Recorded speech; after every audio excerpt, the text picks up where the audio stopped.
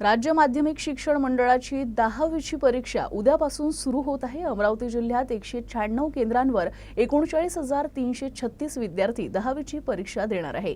त्यामुळे बोर्ड प्रशासन परीक्षेकरिता सज्ज झाले आहे। 10वीच्या परीक्षेची सुरुवात प्राथमिक भाषेच्या पेपरने होणार आहे। 1 मार्च ते 25 मार्च या कालावधीत ही परीक्षा होणार असून विद्यार्थ्यांना पेपर लिहिताना शेवटचे 10 मिनिटे वाढवून देणार असल्याचंही बोर्डानं सांगितलं आहे।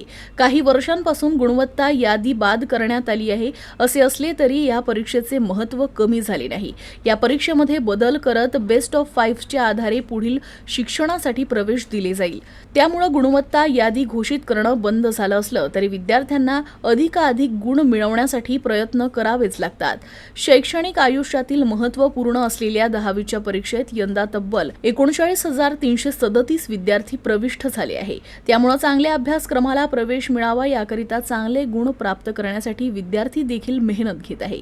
ही परीक्षा सुरळीत कॉपीमुक्त पार पडण्यासाठी मंडळातर्फे 9 भरारी पथकांची नियुक्ती केली आहे, ज्यामध्ये जिल्हाधिकारी यांच्या मार्गदर्शनात निवड करण्यात येते।